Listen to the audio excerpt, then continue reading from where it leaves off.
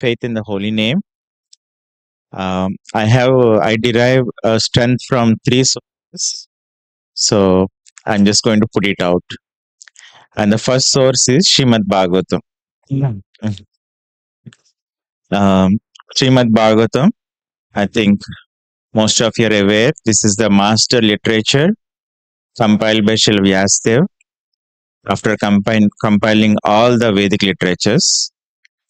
And I'm going to read a verse. Even in the verse itself, he tells this is his masterpiece. Actually, Srimad Bhagavatam contains 18,000 verses, and out of those 18,000 verses, mostly he only speaks directly for three verses, only first three verses. In the out of the first three verses, the second verse he says, "Dharma projita kaitavotra paramo nirmasaranam satam Vedyam Vastavam Atra Vastu Shivadam Tapatrayon Srimad Bhagavate Mahamuni Krute Kim Va Parerishwaraha Sadyo Hridi Avrudyate Atra Prithibhi Shushushivi Tatshanat." So it's very interesting. This is the second verse. He was writing out of the masterpiece of 18,000 verses. He says, Dharma Projita, throw away the Dharma. Because I find it interesting. Nobody can ever dare to say that. Of course, Krishna does that in the Bhagavad Gita. He says, Traigunya Vishya Veda Nistraigunya Bhavarjan. He says, give up this dharma, which only deals with three modes, and rise above it like that. So, Srimad Bhagavatam also similarly goes right in the second verse, says, throw away the dharma. And it says, Dharma Projita Kaitavotra Paramo Nirmasaranam Satam. And Bhagavatam is telling that I'm going to present something that is, that throws away the dharma, that is also relishable for all the Nirmasara people who are very pure, very honest and pure. And Bhagavatam further says, Vedyam Vastavam Atra Vastu Sivadam. I'm going to present Vastavam, the reality as it is. Vedyam Vastavam Atra Vastu Sivadam. Through that, we're going to get a lot of auspiciousness, Shivadam. And the byproduct of auspiciousness is also it takes away the threefold miseries, Tapatraya and Molanam. Like Shamsundar Prabhu was telling, we get the miseries from three sources. So Bhagavatam tells I'm going to take that away. And the third line it says, Srimad Bhagavatam Mahamuni Krute. It's interesting again here. It is written by Vyasadeva, and he himself is writing it here, Srimad Bhagavatam Mahamuni Krute. And then it continues, Kim Va Parerishwara. What else do you want if you want to captivate Krishna? Sadhyo Hridi Avrudyate Atra Krutivi Shushubit Tatshanat. So we're all trying to chant the holy name. And this verse is establishing, by reading Bhagavatam, you just get attracted. Your mind and heart just goes to the holy name. Not that one. Actually, Krishna comes and sit with you. So I will read the translation by Srila Prabhupada. Completely rejecting all religious activities which are materially motivated, this Bhagavad Purana propounds the highest truth, which is understandable by those devotees who are fully pure in heart. The highest truth is reality distinguished from illusion for the welfare of all. Such truth approves the threefold miseries. This beautiful Bhagavatam, compiled by the great sage Vyasadeva in his maturity, is sufficient in itself for God realization. What is the need of any other scripture? As soon as one attentively and submissively hears the message of the Bhagavatam, by this culture of knowledge, the Supreme Lord is established within his heart. So this is the easiest one. I was also hearing from a devotee called Gaurang Darshan Prabhu. He was explaining the meaning of Damodarastakam, and he was explaining how Krishna was bound by mother's love, and Krishna, how Krishna was showing that only by bhakti he can be captured. He was quoting this verse. You just pick up the Bhagavatam, you pay attention, that's it, Krishna gets caught. That's the one. And the number two is second source of inspiration for the faith in the holy name is uh, Guru, spiritual master. Yesterday only Rompal Maharaj showing the image where a devotee is sitting and chanting, and then there is the symbol of hand reaching out, and there's a picture of Srila Prabhupada, and then Krishna also reaching out to his extending his hand. So the second source of inspiration is we need, even this morning also Maharaj was explaining, spiritual master's job is to keep giving the spiritual knowledge, tirelessly and endlessly, like that. So through their access only we can get access to Krishna in a substantial way. And when we say Guru, we have Foundracharya Srila Prabhupada always remains the Guru, and then we have Diksha Guru, and then immediately training us, the devotees helping us, and so on. So all of these people will play a great role in connecting to Krishna and experiencing um, you know the attraction and devotion to him. That's my second source. And the third source is something called empathic communication. It is derived from empathic communication. There was a book written by one of Srila Prabhupada's disciples called Bir Krishna Goswami. Um, so, um, in that empathic communication, in that book, Realizing Your Empathic Nature, that's the book name of the book. In that, he brings out the higher needs hierarchy. Actually, in the corporate world, it's very famous. It's called the Maslow's hierarchy of needs. That's how corporate people tie their employees to the companies by addicting the people with those satisfying the needs that was listed by Maslow. So what Maslow lists five levels of five you know five levels of needs. He starts with the basic needs. Basic needs are in a like in our language, basically the body level needs, water, food, rest, and so on. What it means is that you don't sleep nicely, you don't eat nicely, we don't eat, take water, or we don't have a proper movement and so on, and we try to chant, it's not going to be easy. So we just, if you're feeling hungry, just eat properly, and then just try to chant. That's the help I take from the hierarchy of needs. And the second level needs, he lists it at a mental level needs.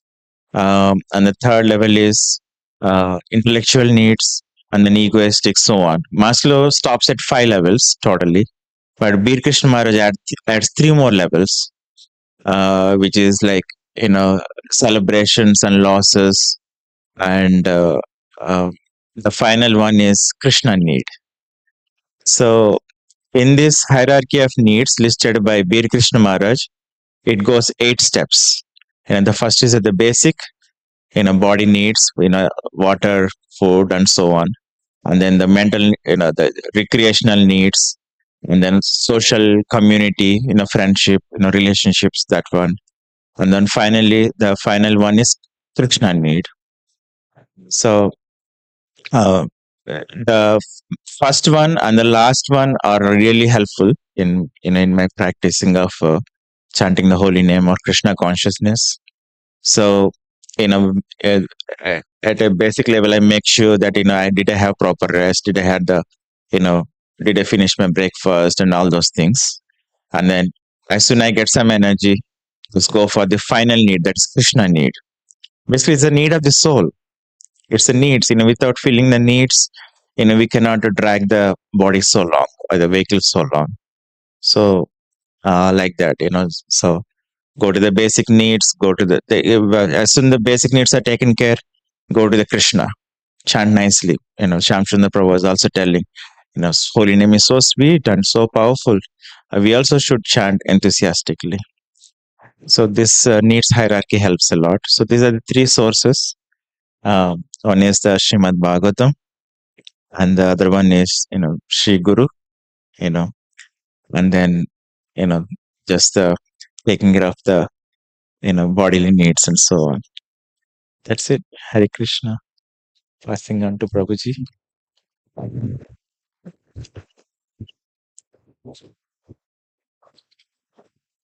Hare Krishna. So, first of all, I want to express that I'm utterly unqualified to sit here among everyone, exalted souls here, and all of you. Um, I'm just here to share a few things which have helped me, but I'm open to listen from all of you to help me improve my chanting. That's the reason I'm here for. Basically, I'm not here to tell how to improve chanting, but I want to improve my chanting, and I was just asked to sit here and talk. Um, I have been chanting for, I would say, almost 24, 25 years. Um, but the most significant thing which made impact in my chanting is the last Japa retreat that I attended with His Holiness Rumpa Swami Maharaj and Shamsundar Prabhu. I'm really very grateful to them, both of them and all the devotees. That after attending that Japa retreat, I cannot say that my chanting is now pure, but I can say that I have felt a significant difference in the chanting, and that's what I wanted to share some of those realizations, what I learned from that, and how I try to apply it. And other thing that I um, that I read, which also helped me, is the book by His Holiness Sachinandan Swami Maharaj, The Living Name. The Living Name. So these two things have helped me a lot, and essentially, what I would like to suggest is, as Maharaj told last Japa retreat, that the key to effective chanting is sankalpa. Having sankalpa is the most important thing that I have noted in the last uh, like the difference that I'm seeing in my chanting is because of that one single thing, that having a sankalpa, why you are chanting and what is your goal from chanting. Now sankalpa has two aspects. One is your determination, other is intention. Your determination and intention, right? So when your intention is strong, the attention is automatically there. It's very important. So having these two things, this having a strong sankalpa, the strong determination, and your intention is very, very important in attentive chanting. So it is said that if you have sankalpa, and when you clearly identify sankalpa and dedicate it to your worshipable deity, and the deity will personally take and reside in that sankalpa. The sankalpa becomes non-different from the deity. And then when with that sankalpa, when you chant, the deity will, Krishna, the Lordship Sri Radha Krishna will bestow you with their blessings when you have that kind of strong sankalpa. It's very important. The second thing I wanted to share is that we always hear that holy name is a person, holy name is a person. We need to have that strong conviction when you are actually chanting. Sit with a conviction that you are trying to attend to a person, form and a person. Maharaj just told yesterday that sound has a form, right? Sound has a form. It's not only just a form, but the holy name is actually a person with a form. And many times we don't, we know this, but we don't realize it, right? If that is the case, that is the case with me, I have heard it many times, but I don't realize it. But then I make it as part of, you know we make sure that we make it as part of your sankalpa to understand, realize that holy name has a form, and he is a person. So if you are dealing it as a person, things change completely. 180 degrees, they do change. It's very important. And third thing is chanting, like being present while chanting. Being present while chanting is very important. So that has, and I realize that, I find it helpful to, break this down into three parts. What is the meaning of being present in chanting? So I try to always check, am I chanting on bodily level? Like, is my body chanting? Is my mind chanting? Is my soul chanting? And all these three things are important. When you're chanting, your body needs to chant, your mind needs to chant, and your soul needs to chant. So what does it mean? Like, how do we check? Is your body chanting? Of course, when you're chanting, you are uttering the sound vibration, right?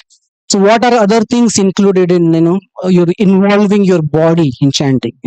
Making sure that we are hearing the sound vibration, the pronunciation is correct. Paying attention to the pronunciation, making sure that, chanting each and every syllable. And also another thing is, when you're chanting on the beats, paying attention that you're chanting the entire Mahamantra on each beat. Like every beat that you're chanting, just make sure that you're chanting the whole Mahamantra on that beat, not just jumping on the other beat without finishing the mantra. So very important. The chanting at the level of body. What other things that we can do while engaging our body in chanting? Chanting, like giving it, right time for chanting, right? Chanting during morning hours, Brahma Muhurta, just like you're engaging, you're involving your body, in chanting. That's one thing. So proper time, proper place for chanting. So, sitting in particular area, maybe in front of altar, do that. And then the third thing is cleanliness, making sure that your body is clean when you're chanting. So those are the things that we can do at the level body while we are chanting. But sometimes we may be in a situation where we are not able to do that, right? Maybe you are very sick, and you cannot, maybe for example, take a shower, take a bath or something, like you need to chant. So at least, we can, whenever we are externally not able to do the things, we need to be, meditating on those things. That yes, I actually, because of external circumstances, I'm not able to do such a thing. Maybe take a shower, for example, because of some social circumstances. But you can actually meditate that you have actually taken a shower. Not only that, you can also meditate that you have gone to the holy places and taken, a bath there, before sitting and chanting. You can do that. Also, if you're not in a proper place, again, same example, if you're traveling, if you're in a plane, what do? You meditate that you are actually sitting in the place of your preference, where you actually chant and do the chanting. So that's very important. So, there's a meditation when you're externally not able to do the things, meditate on those things that, you're actually able to do it. Then the second thing is checking, is your mind chanting? Your body, you did all of those things, to check if your body is chanting, your mind is chanting. How do you check? So when you're chanting, your mind is meditating. It's not just an external, process. Your mind is actually meditating on each and every syllable. You're feeling that vibration, each and every syllable's vibration in the body, in your mind, right? And then other thing is, when, like, realize that, when you're meditating on the holy name, meditate that the holy name actually is, as a person, is actually entering in your ears. So that's the chanting and meditating on the level of chanting on the level of mind. What else you can meditate on? How do you chant at the level of mind? We When you are chanting, you realize that this holy name is actually chanted by the great personalities. Chaitanya Mahaprabhu himself chanted this. Haridas Thakur has himself chanted this. All Shed Goswamis have chanted this mantra. This mantra has the potency. So when you are meditating that way on the Maha Mantra, it brings, like, you're actually engaging your mind in chanting, right? So those are some of the things that that we can do at the level of mind when we are chanting. Now, the last thing is chanting at the level of soul. Is your soul chanting, right? So when we meditate that, meditate on the holy names, that when we are chanting, we are meditating that the holy name is a person and he's entering. His holy name is not just by himself, holy name is always accompanied by their lordship Shri Radha and Krishna, right? Holy name is not different from Krishna. So in one sense, holy name is a person, but at the same time, holy name is Radha and Krishna personified.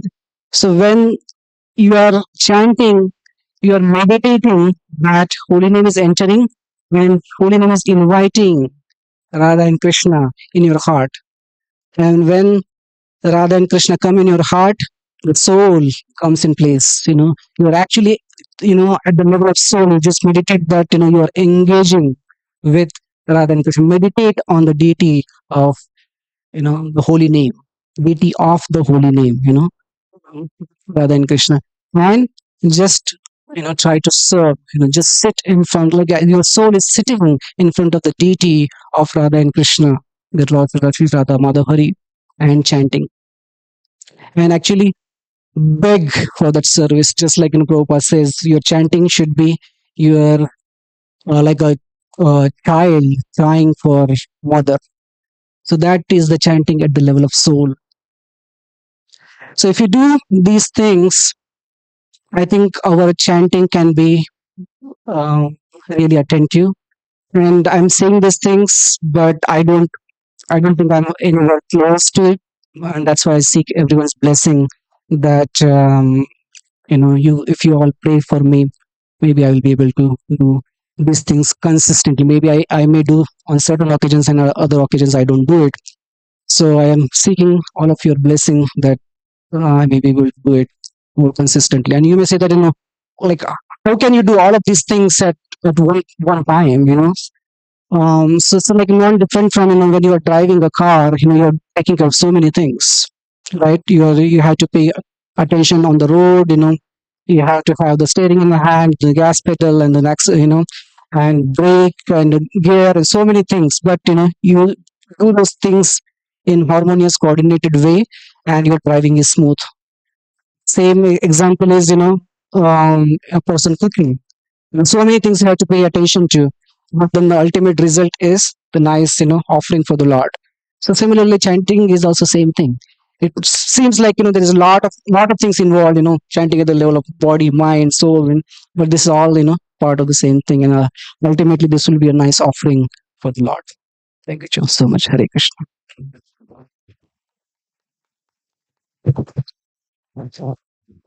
Hare Krishna.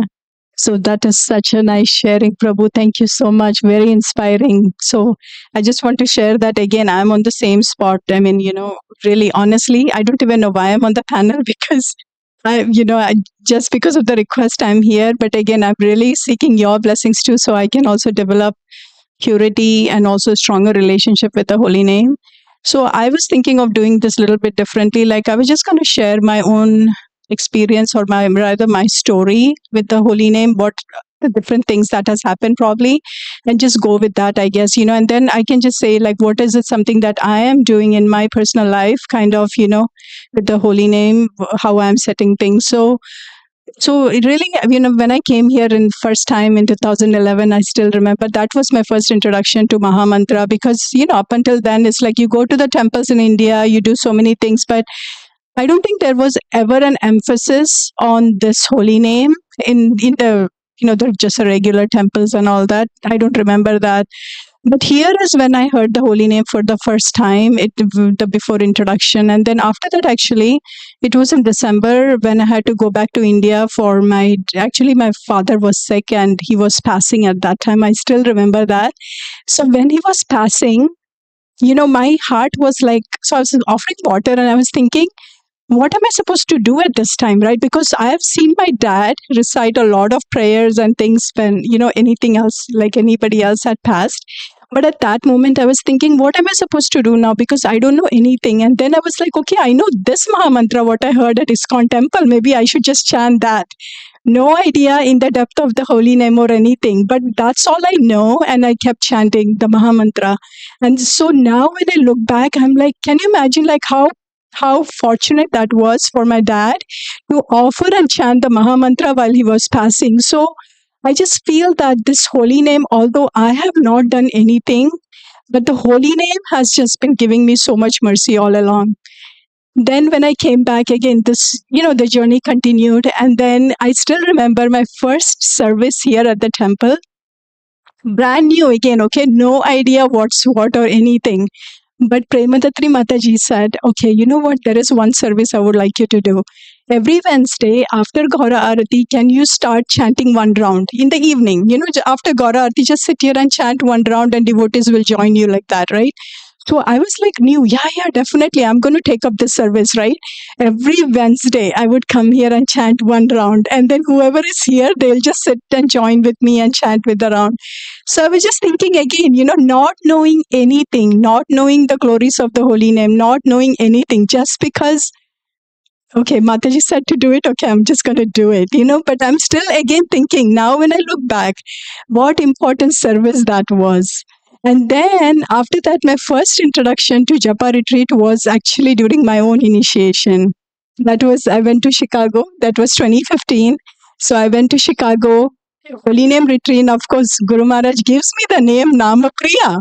I'm like, Namapriya, really? And Maharaj gives me the full meaning. One who really loves the holy name and for whom the holy name is very dear, and one who is dear to the holy name. I'm like, really? Guru Maharaj, this is heavy name you're giving me, because again, like I have like nowhere so far from the holy name, but Maharaj gives me that name again. I'm like, okay, maybe there is something. So then it just continues. But what I'm saying is, so all along, even in my journey, I'm thinking, right, where I started, how I would chant and how I would do things compared to that, and how I've come along, just overall, like Shamasundar Prabhu was saying, right? When you have the relationship with the holy name, it just kind of appears in all other things, So I'm just very thankful for Guru Maharaj's mercy, definitely, right? And I'm also thinking, today I was just thinking, so what is it really that the holy name? We are always asking, right? I'm always asking, holy name, Naam Prabhu, how come I'm not able to develop that strong relation with you? I keep asking, where are you, Nama Prabhu? Maharaj keeps saying you are a person, where are you? But I'm also thinking that how much time do I really pause and reflect on all the mercy that he has given me so far in my life, where I started, no meaning, no whatsoever, nothing. And then Krishna has been so merciful, like all this time, given me so much of service, given me the close association with the deities, given me so much association with you all devotees, all this relationship that I've built and developed here. Believe me, I was an introvert before. Would not talk to anyone, wasn't even comfortable talking to people or anything like that. But after coming here, after developing this Krishna consciousness and chanting in the holy names, my life has completely changed. So I'm just saying, like, even if we think that, again, namabhas, not even namabhas, I think, even offensive chanting, but I'm just saying that chanting at whatever level, even if that, but don't give up chanting, like, because the chanting is so powerful, the holy name is so powerful, because that's what I'm thinking. Guru Maharaj's mercy, and with the chanting of the holy names, like how much mercy I have received in my life. Even now, like even this connection with the scriptures, the inspiring devotees that have come into my life, everybody that has come, everything has just been so inspiring. So I'm just thinking that what have I done in my life to get to really have that faith is that I feel that I just took Guru Maharaj's instructions, because he has a lot of emphasis on the holy name. He does every year, he does main Japa retreat in Chicago, but then he goes everywhere and he does the Japa retreat. So I know that for him, that is like one of the top priority, and he has expressed very clearly in his classes that this is like the top priority. So I think I just took that message. I know that it is very important. And then I basically, in my personal life, I have just set that as a very top priority for me. So I do multiple things, too many things in my life actually for job and things like that, which probably I should cut back. But anyways, I'm just doing a lot of things. But what I do is really set the holy name as my top priority. So like I make sure that, again, with holy name's mercy, okay, but then I'm able to like complete my full rounds, 16 rounds before even I leave the house. So that's just something I've just set for myself. I feel like that I have to give like big rocks and the small rocks and the sand in the jar, right? How you put the big rocks first. So I really give top priority the holy name. So anytime if I know that like this week, right, I had an activation, a project activation. So I had to be there at Gilbert at 7 a.m. in the morning. So then I wake up at 3 in the morning, because then I have to make sure I'm able to complete everything before I leave my house. I don't want to keep this like extra rounds pending for the evening or afternoon and all that. So that's just one thing I feel that I have done, that I have really set high priority for the holy name. But other than that, as I said, it's really been all everybody's mercy. Somehow, it's just been going along. And also, as I said, please continue to pray for me just so I can really develop that relationship with the holy name. Thank you so much. Hare Krishna.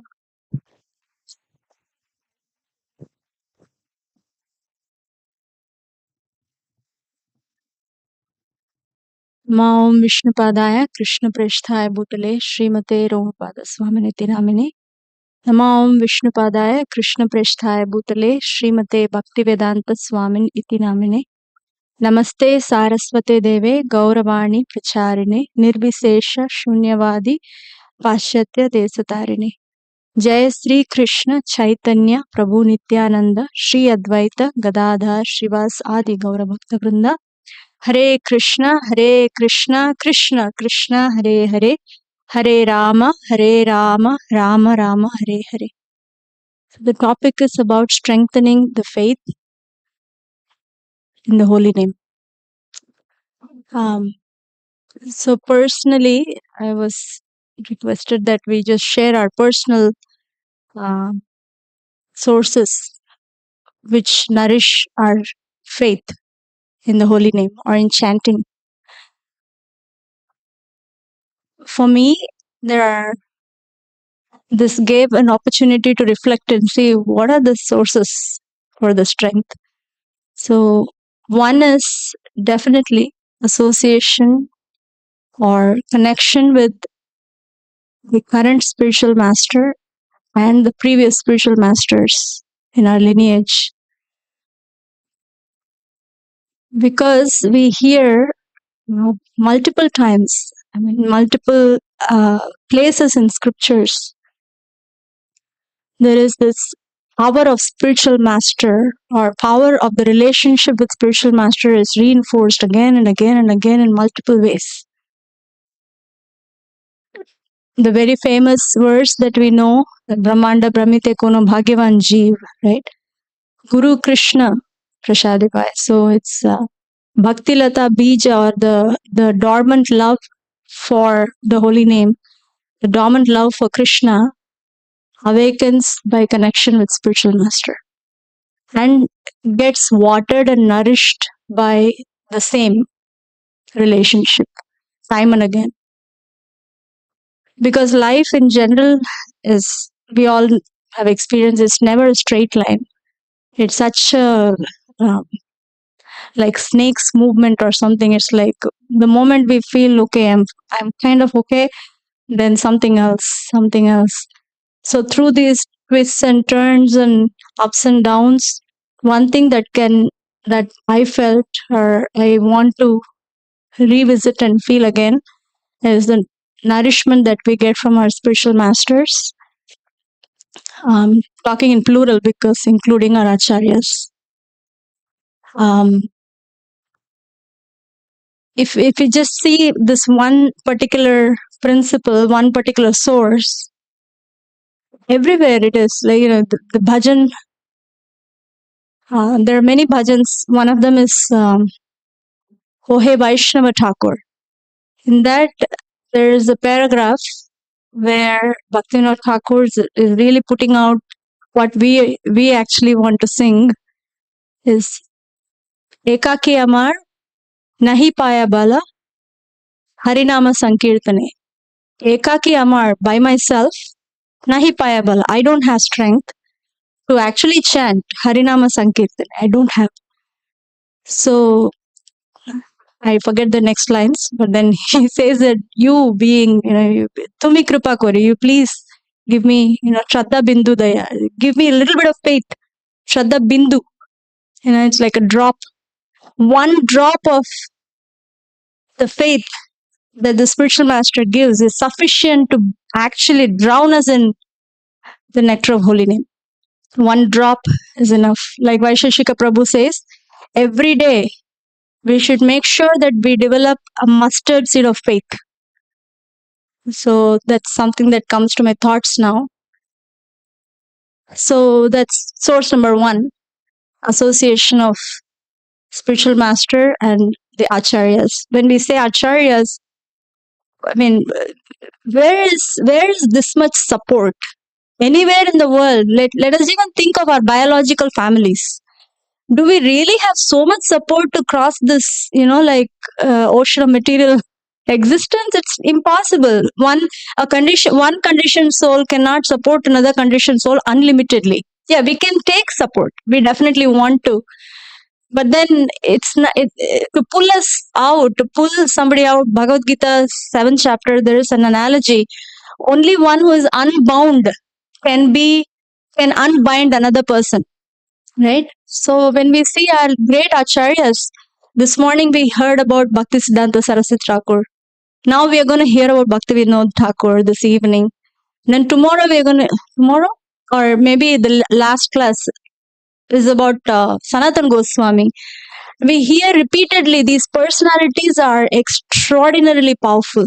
They're extraordinarily merciful. They want to be with us, actually. If we allow them, they want to be with us. That's their potency. Because the Rupa Goswami's pranam, even just visiting pranam mantras of these acharyas will give us a lot of faith. When you think about pranam mantra of Rupa Goswami, Sri Chaitanya Mano Bhishtam, how somebody can know the heart's desire of another person? I mean, you may tell me and then I may understand. I may only understand. I may not live that, right? But then Sri Chaitanya Manobhishtam, Rupa Goswami lives by the Manobhishtam of Chaitanya Mahaprabhu, which is to every town and village. Everybody should become, Krishna, Krishna, Krishna. Hey, everybody should chant, right? Anyway, these glorification of our acharyas can go forever, but this is just a glimpse. But if we can just even connect with all the pranam mantras, that will give us a lot of clarity on who we belong to. Actually, we belong to a best of the best lineage. We can never ask for anything more. That's how I want to pray that this becomes alive in me and all of us here constantly. So association of the spiritual masters, that's number one. Number two is Shastra. For sure, Shastra, Srimad Bhagavatam and all the main Bhakti Shastri books that we have. The Nectar of Instruction, Nectar of Devotion, Ishopanishad and Bhagavad Gita and Srimad Bhagavatam, of course. Because when we study the words of those who lived by Shastra, that also gives faith. If we don't know who's the holy name, if we don't know, we won't know how much we want to connect.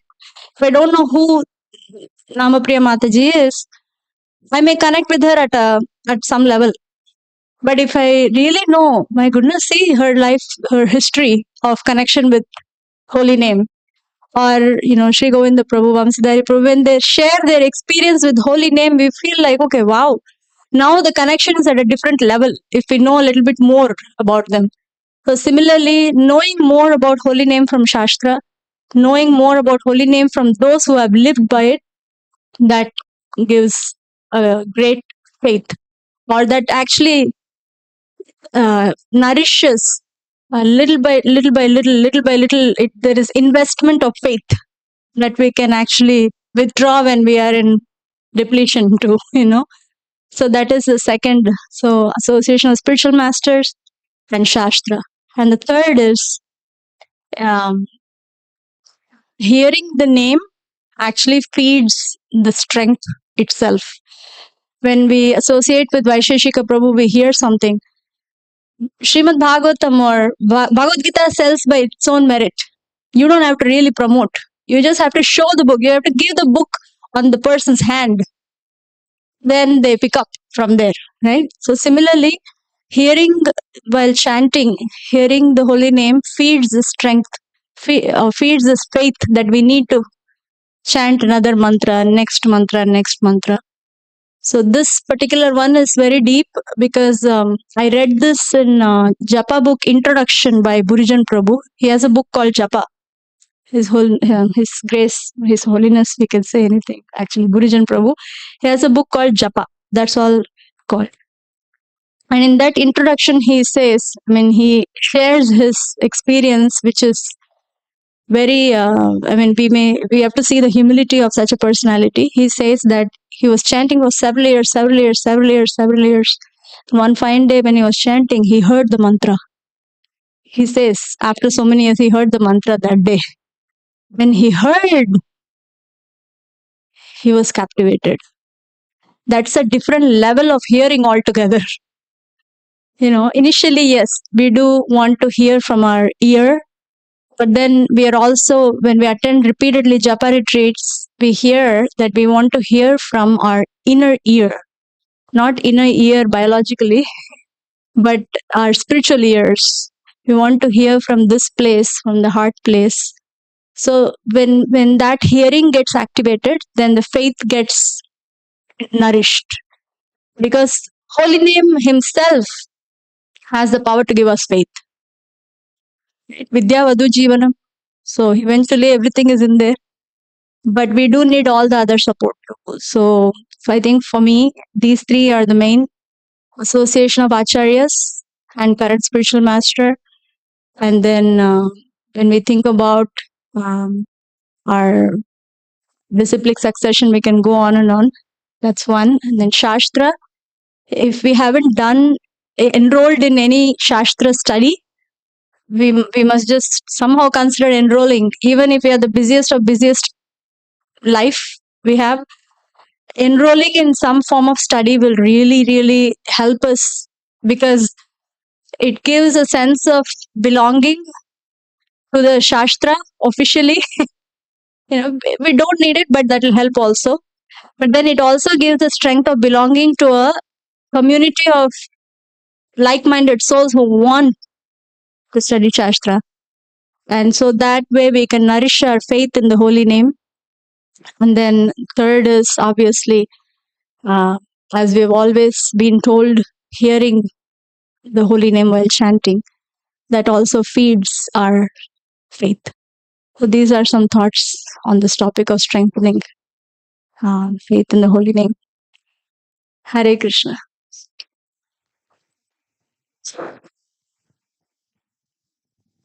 Hare Krishna. Now we'll open it up for any questions for anybody if you would like to. Hare Krishna, Prabhu. Shri Govinda Prabhu. So you shared about like different level of chanting and mind, especially you told like mind and soul level. Right? And you give the example of driving also. We are handling so many things, but driving, like we have some sense of fear that we'll meet some accident and it may damage us. But while chanting, it mind knows like, okay, nothing will happen. So it goes in all direction. It's very difficult to coordinate between all this. You says I tried sometimes. So how we can do that? Just go in circles. check all the time. Is your body chanting? Is your mind chanting? Is your soul chanting? That's what I do. Just check all the time. Just go in circles, and eventually it will Do you do it every beat through or the every round? just Or go in circles. Yes, just go in the circles. Like like am I chanting each mantra? Am I hearing it? Am I doing it on each bead? And then um, when actually you meditate that yes, if you're not physically sitting, like you're actually sitting, like some, like I rarely chant while walking, um, but even if I'm doing that, I'm like try to meditate that I'm actually sitting and chanting.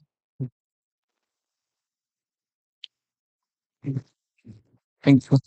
we'll come sometime at your home and we'll chant together.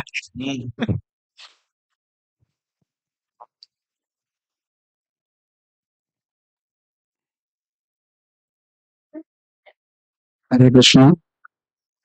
I just want to share something what I have seen in my life. I started my chanting from ISKCON Bangalore with Madhu Pandit Prabhu.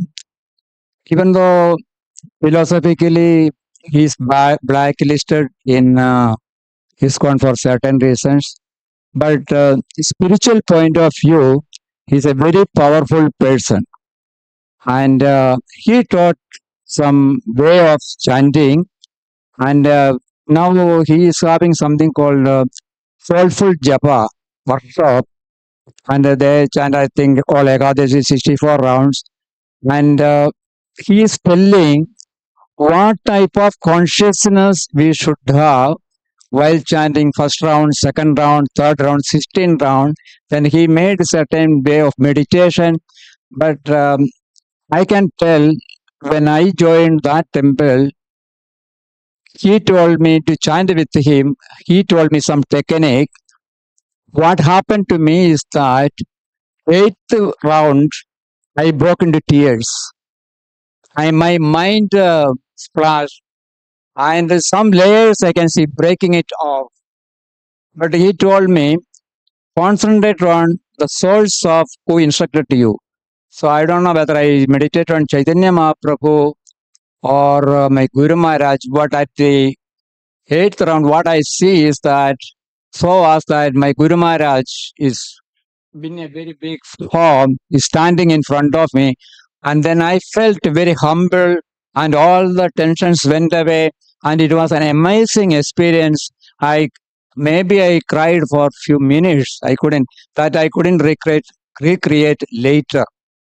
So now I'm just quoting some points what he is saying.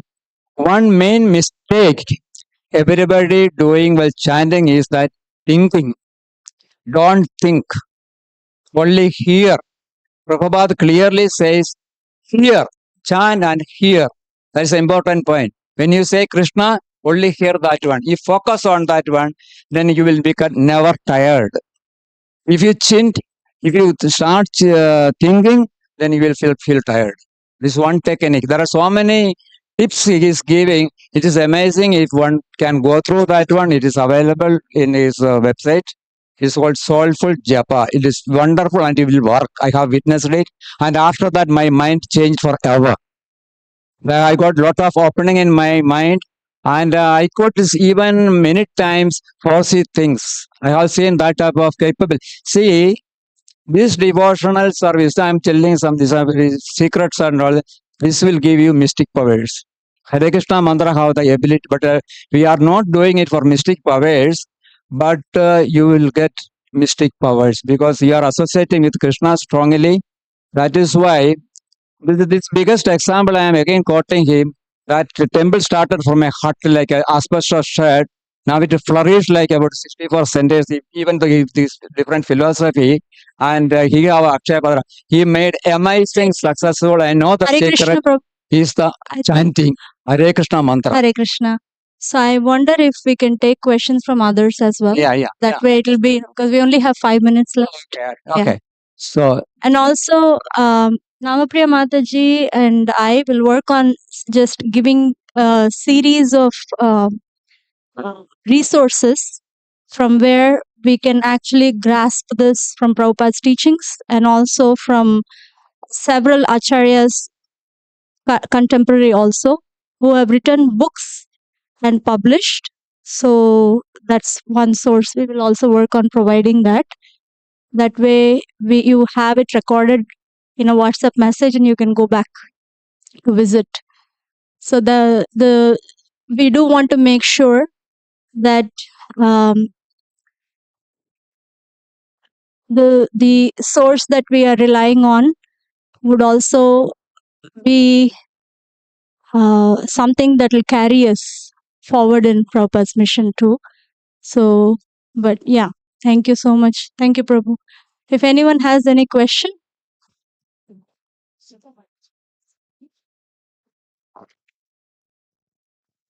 Hare Krishna Prabhu. You just said about taking the sankalpa on the anything like chanting or anything, and you told about two things like determination and intention. How to balance both? We'll have intentions, but we don't take determination to do those things. Can you share any tips on balance and the intentions to do? Sankalpa includes both. When you do, See, Prabhu, when we sit for chanting, we'll get so many things to do. Even though we'll hear it, some or the third thing will go something else. So, how to grab that? Some determination, like we should promise ourselves. But going forward, every take same thing. How to take for every day? Like it's like challenging on every day, right? yeah, actually, yeah, it's not every day. It's with every beads, every mantra that you are doing. So ideally, I mean, of course, yes. So yeah, it is a constant practice that we just, and as I said, when you do sankalpa, you are actually dedicating it to your beloved lordships, your deities. And then when you sincerely do that, their lordships personally reside in your sankalpa, and they will give you the strength. They will give you the strength. And like based on your sincerity, like Krishna will reciprocate as per our sincerity. But if you have that sincerity, I think, I mean, again, I'm speaking to myself, and again, so I'm also working on it, and I need everyone's blessings. But yeah, that is the. Thank you. Hare Krishna, Prabhuji and Mataji's. It was a wonderful session. It was like a condensed version of your realizations from like last 10 years. So it was wonderful to hear from each of you. So maybe one question that all of you can address is, Maharaj talked about how when chanting, we should not let it drift or get it distracted by material thoughts. And also, Shyam Sundar Prabhu was mentioning as soon as we put our hands on in the beat bag, like list of thoughts come into our mind, and then you kind of forget that you're even chanting. That's how I do every day. So maybe if each of you can share one tip on how you try to bring back the mind when so many thoughts come into your mind when chanting, will help me personally. Yeah, Prabhu, for me personally, when I chant, I'm always sitting in front of the altar. I have Tulsi Maharani and I have the deities. So personally, what I've felt is that sometimes I walk up to them, like really go close to them and then chant one round with, each deity. I'm like chanting Tulsi Maharani, go to Prabhupada. So basically, like every mantra you're chanting on each and every deity. Like, you have deities, Gaur Nita, I have Nitai Sachi Sutta, then I have, small chalagram, then I have Tulsi Maharani. And so I'll just basically go through each mantra to them. So because then when I'm looking at them, offering them that mantra, then my mind comes back. That's just like a practical tip I'm saying. But again, like Prabhu said, always sitting in the same spot, in the same place while chanting, and the routine you follow before that also. Like wake up, take a shower, and then sit right there. So it's not like you're just, just woke up from the bed and you're sitting and chanting. Already taken a shower, already. So it's like already taken blessings from everyone before even you start. Do all that, and then you're starting your chanting. So I'm just saying, like, I think practically for me, I just go, like, personally go look at each deity and then chant. So that kind of helps me with my chanting too. To shut up. I was going to pass this mic to Vamsidhari Prabhu, but he just walked. So you're you're saying that when we put our hand in the bead bag, mind goes everywhere. what is something that I do? I'm not sure. I will be honest. One is I resonate with your struggle. If you are sharing your practical challenge, that's a challenge I think I face as well, and I think it is something that we will be facing until we have developed attachment to the japa. So multiple things at multiple times help me. In Burijan Prabhu's Japa book, there are several 9 keys, and the first key is just chant.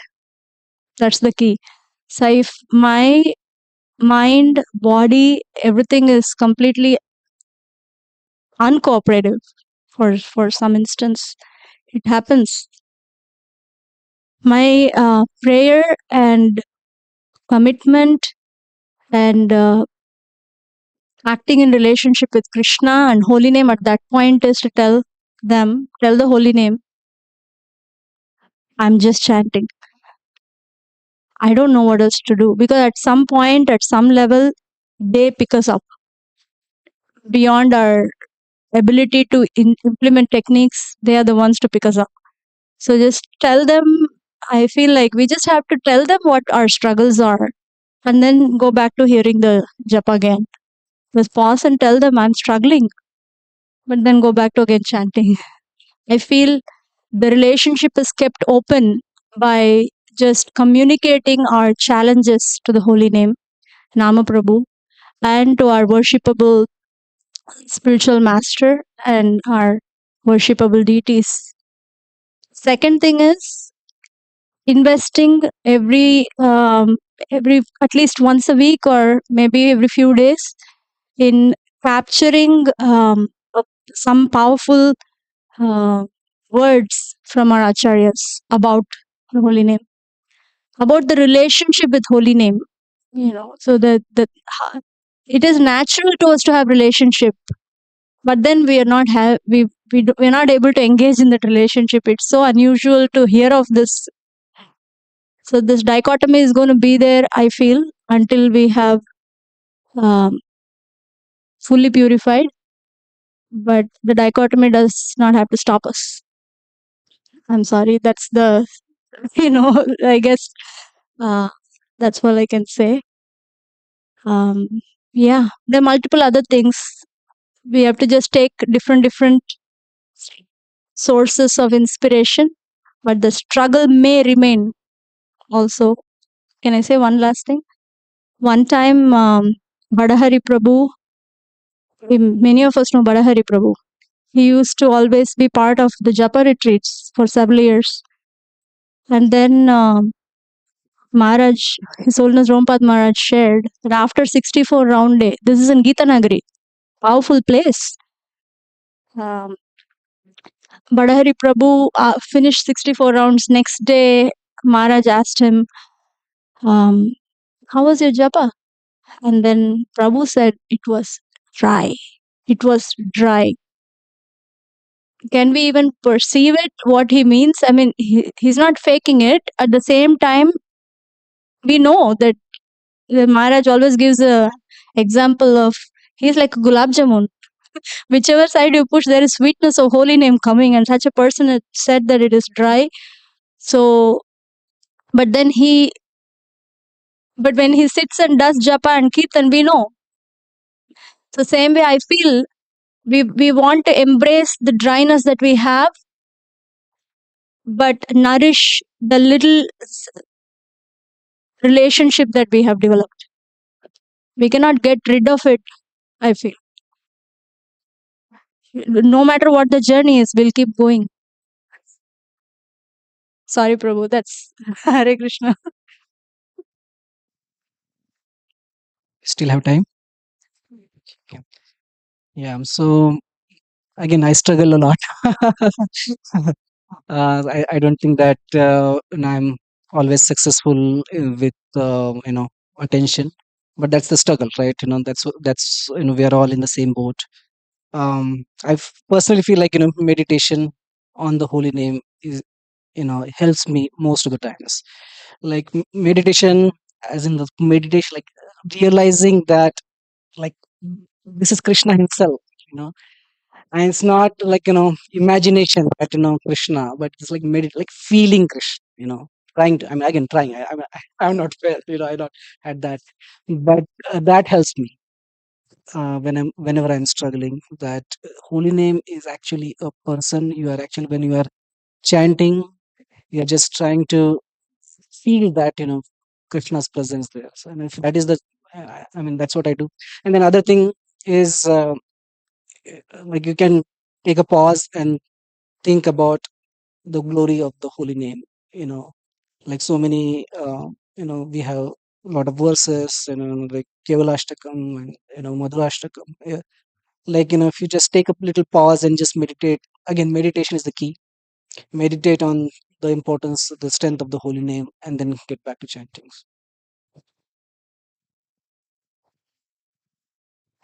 Hare Krishna. So looks like we are 5 minutes behind the schedule. And thank you so much, everyone, for attending again. And thank you again for everybody to share such nice realizations too. Thank you so much.